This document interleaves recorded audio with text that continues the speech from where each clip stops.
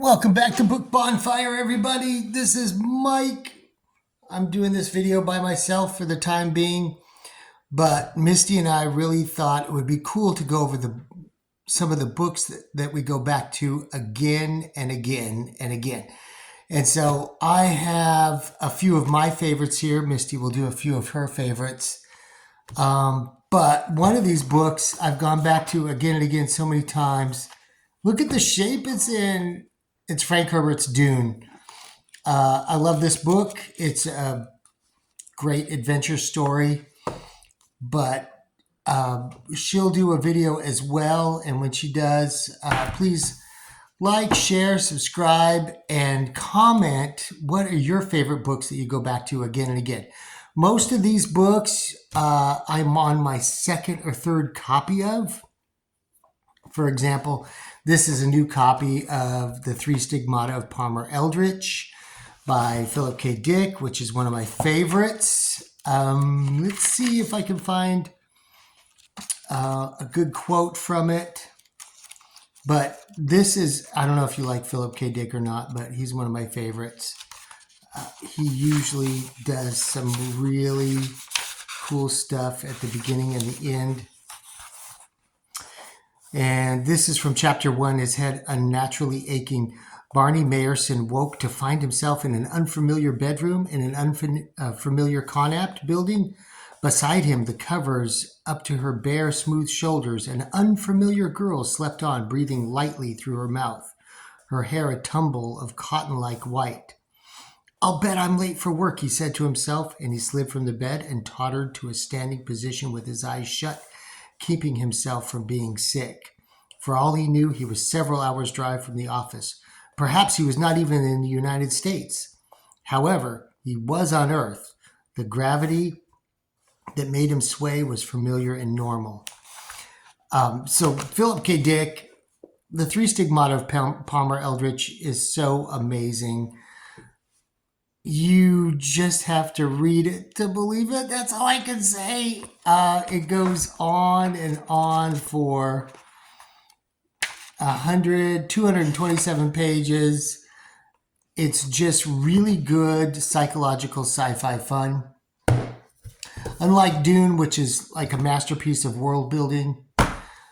Some of my other favorites from Philip K. Dick are, of course, Scattered Darkly. And this is a second or third copy of this book. If you ever wondered what people in the 1970s thought the world would become, this is the book for you. Philip K. Dick saw it all in advance, and I love his take on it. There's some extremely prescient things in here, especially considering the labor farm that they use as a, quote, rehabilitation center for drug users. This came true in real life, where they used forced labor. They called it drug rehab, and they made drug addicts work on farms. That became a real thing, very prescient.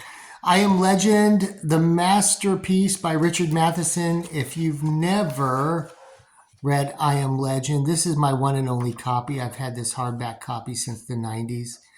This is brilliant. This book, written in the late 50s about vampires, but you could easily swap them out with zombies because zombies hadn't really been a thing. But you can even see what I've used here. It's all about a pandemic. Go figure, it's supposed to be 1976. But it predicts a huge pandemic in which people turn into vampires. But like I said, you could swap them out with zombies. This is the birth of the zombie genre.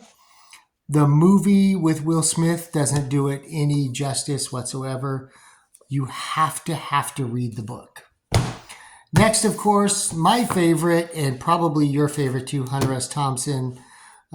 These two I go back to again and again. Hell's Angels, this is his first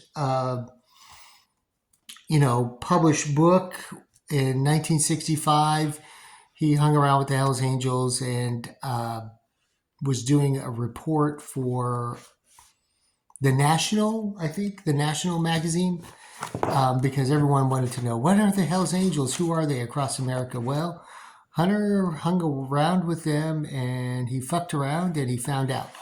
So there's that.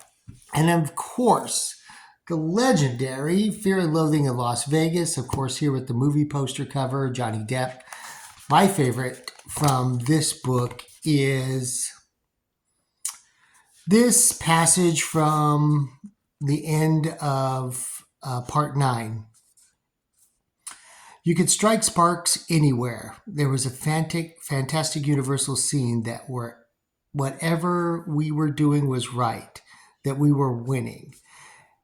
And that, I think, was the handle, that sense of inevitable victory over the forces of old and evil. Not any mean or military sense. We didn't need that. Our energy would simply prevail. There was no point in fighting on our side or theirs.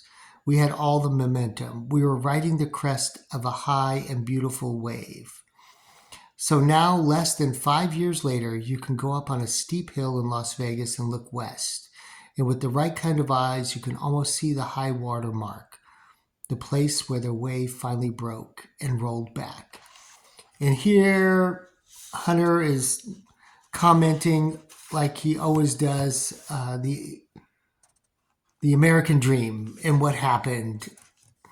And of course, this was in the early 70s, late 60s, after the hippie movement. And he references that here, that the hippies all thought they were winning.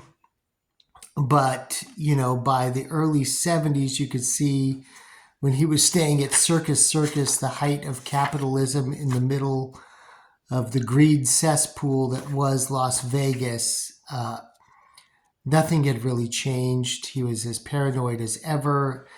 And of course, the outlook was as bleak as it ever was. So there you have it. Those are a couple of my favorites. Please share, like, subscribe, and tell me your favorite books, the books that you go back to again and again, books that you have more than one copy of, books that you love, books that you quote to your friends, books that you try to get your friends to read, books that you give to your friends and say, you've got to read this, and they never read it, and you wonder why. Please share, like, and subscribe. And thanks for watching.